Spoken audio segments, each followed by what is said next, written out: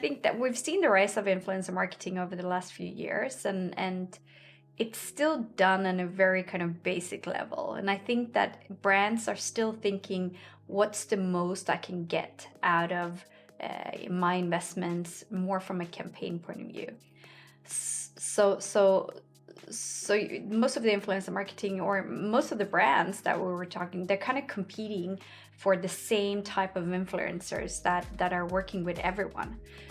So we have and you look for who are the influencers with the top followers on Instagram or on TikTok, for example. Let's contact them.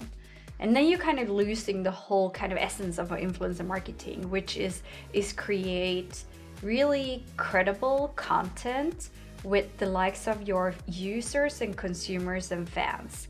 So if you're approaching an influencer with millions of followers who have never really used your product or brand, why are you going to pay them to say something that might not necessarily resonate with their core DNA? And why should your potential customers then find it credible enough? And I think a lot of ways it kind of actually backfires, and it creates a lack of faith in your brand, because we're seeing these influencers every week kind of really promoting new brands. So I'm a strong believer in the micro kind of, or nano, is what you mentioned. And the challenge here is for brands is to, how do you do that at scale?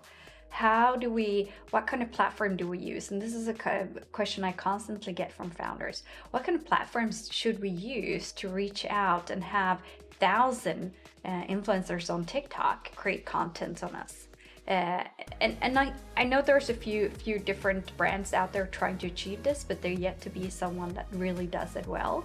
And I would love to see a platform kind of really owning that space, because I think that what influencer marketing has been up until now, and what it will be going forward, is going from a few very core Instagrammers or TikTokers with millions of followers to really credible smaller, I should say, influencers who are already using your brands and who are really loving your brand, loving the products, and would love to talk about it, and would love to create even more credible content around it, and that users can actually relate more to. I look forward to kind of see that vibe, because me as a consumer, I would rather buy something from someone who has 500 followers on Instagram whom I'm already following, because we share the same style or identity, and they're promoting a product that I might or might not have heard of.